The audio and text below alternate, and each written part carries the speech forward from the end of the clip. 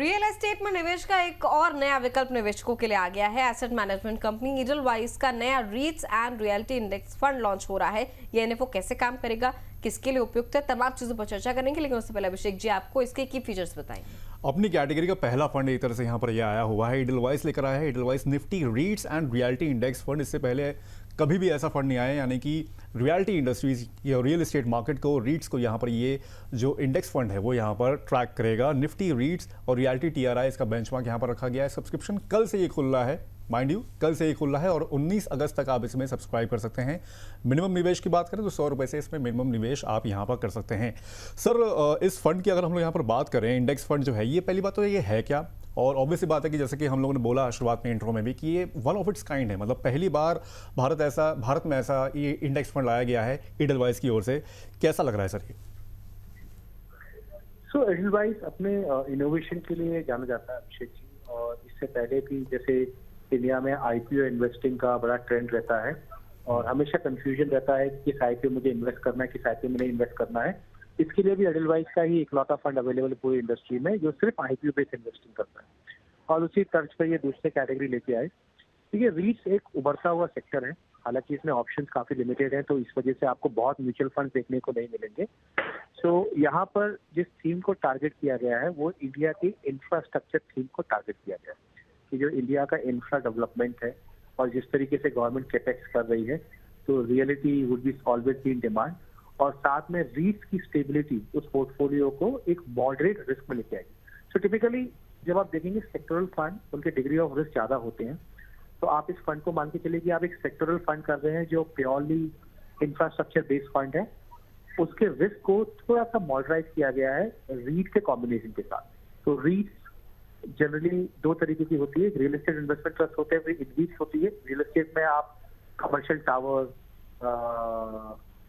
बड़े where houses, data centres, इनको list कराते हैं, जैसे हमने बैंगलोर में बागवानी टेक पार्क देखा, इस तरीके के। और जो इन्वेस्ट होते हैं वो आपके बड़े इंफ्रास्ट्रक्चर प्रोजेक्ट्स होते हैं, जैसे हाईवे, टोल, डैम, ये सब, जहां पर आपको 20 साल 25 साल तक टोल्स और बाकी कलेक्शन होते रहते हैं।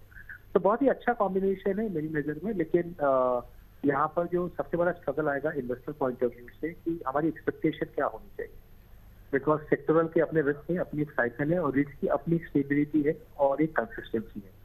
तो ये मेरी नजर में हाई रिस्क इन्वेस्टर के लिए, बहुत ही जागरूक इन्वेस्टर के पॉइंट ऑफ व्यू से एक छोटा एलोकेशन हो सकता है, बट मेन स्ट्रीम के लिए इस तरीके के फंड को अपने पोर्टफोलियो में अवॉइड करना चाहिए। अगर आप टिपिकली अपनी 10, 15, 20 हजार रुपए की एसआईपी रन कर रहे हैं तो उसमें इस तरीके के फंड हो। लेकिन अगर आप ऑलरेडी सीजनल इन्वेस्टर हैं और आप एक थोड़ा एलोकेशन एक डेडिकेटेड सेक्टोरल रिस्क में लेना चाहते हैं, तब आप इस तरीके कैटेगरीज को इवैल्यूएट कर सकते हैं। ठीक है, तो सर अगर कोई सीजन्ड इन्वेस्टर इसे अपने पोर्टफोलियो में ऐड करता है तो कितनी जगह इसे दे सकता है पोर्टफोलियो में? नॉट मोर देन 2%, तो 2% से ऊपर नहीं होना चाहिए इस तरीके कैटेगरी में, बिकॉज आप जनरली कोर, सेटेलाइट और ऑल्टरनेट में अपना पोर्टफोलियो कंस्ट्रक्ट करते हैं। तो अगर आपके पास 100 रुपीज है तो core has to be 70%, 25 can be satellite, और जो 5% ऑल्टरनेट टेक्निकल कॉस्ट, उसमें तो उस 5% में 2% इस फंड को दी जा सकती है और बाकी के 3% आप कुछ एक और 2 नए आइडियाज में डिस्ट्रीब्यूट कर सकते हैं, जहां पर आपका एक्सपेक्टेशन भी अलग है और आप उस तरीके की रिस्क साइकिल को भी मैनेज कर सकते हैं। सो जो फ्लैट नहीं खरीद सकते, जो प्रॉपर्टी नहीं खरीद सकते, फिजिकल फॉर्म की अगर यहाँ पर बात करें तो उनके लिए क्या ये ऑप्शन एक बेटर विकल्प बनकर निकल सकता है निवेश के लिहाज से?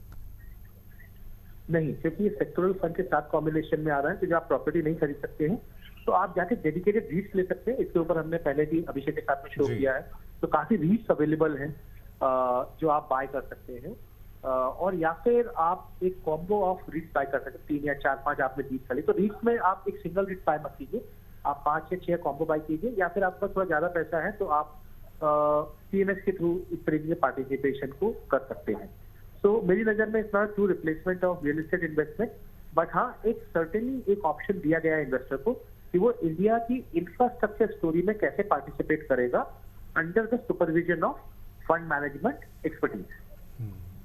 ठीक है सर, इसके जो रिटर्न है इस पर्टिकुलर फंड के, क्योंकि अभिषेक जी ने जैसे बताया कि भारत में पहली बार ऐसा फंड आ रहा है, इसके रिटर्न सर किन चीजों से इफेक्ट करेंगे, मतलब नेगेटिव इफेक्ट किन चीजों से पड़ेगा इसके रिटर्न पे?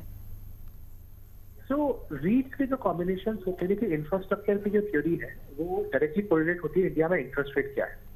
सो आप ऐसा मान लीजिए कि अगर इंटरेस्ट रेट बढ़ेंगे तो ये एडवर्सली इफेक्ट होगी, जीडीपी ग्रोथ अगर कम है तो भी एडवर्सली इफेक्ट होंगे। लेकिन अगर जीडीपी ग्रोथ ज्यादा है, इंटरेस्ट रेट कम है, इन्फ्लेशन अंडर कंट्रोल है, सो सर्टेनली ये कैटेगरी बहुत अच्छा करती है। और कई बार ऐसा देखा गया है कि मार्केट को भी बहुत साइजेबल मार्जिन से बीट करती है। तो यहाँ पर आपको इंडिया इंफ्रास्ट्रक्चर स्टोरी पे बेट करना है, इसलिए मैंने बोला कि ये काफी वॉलेटाइल फंड रह सकता है। तो आपके पोर्टफोलियो का छोटा हिस्सा हो सकता है, बट ये आपके पोर्टफोलियो का कोर हिस्सा नहीं होना चाहिए। ठीक। सर अगर ये दो ऑप्शन है, जैसे कि रीट्स में, जैसे कि आपने बताया कि उसमें निवेश किया जा सकता है जो कमर्शियल ऑब्वियस से बातें जो अफोर्ड नहीं कर पाते हैं, रीट्स का एक ऑप्शन है और दूसरा ये इंडेक्स फंड है। इन दोनों में से अगर किसी को निवेश करना हो तो कोई ऑप्शन एक चुनना हो तो क्या बेहतर हो सकता है? अगर दोनों ही ऑप्शन में अगर इन्वेस्ट करना है तो सर्टेनली ये बेटर कैटेगरी है, अलग अलग चूज करने की बजाय। अगर आप इंफ्रास्ट्रक्चर फंड में भी इन्वेस्ट करना चाहते हैं और रीट्स में भी इन्वेस्ट करना चाहते हैं तो ये एक बेटर कैटेगरी है पार्टिसिपेट करने के लिए। लेकिन अगर आप रियल एस्टेट में पार्टिसिपेट करना चाहते हैं सिर्फ, और आपको मार्केट का रिस्क नहीं चाहिए, तो आपको सिर्फ रीट्स पर इन्वेस्ट करना चाहिए। और अगर आप मार्केट में इन्वेस्ट करना चाहते हैं और आप रियल एस्टेट में इन्वेस्ट नहीं करना चाहते तो आपको इक्विटी इन्वेस्टमेंट करना चाहिए।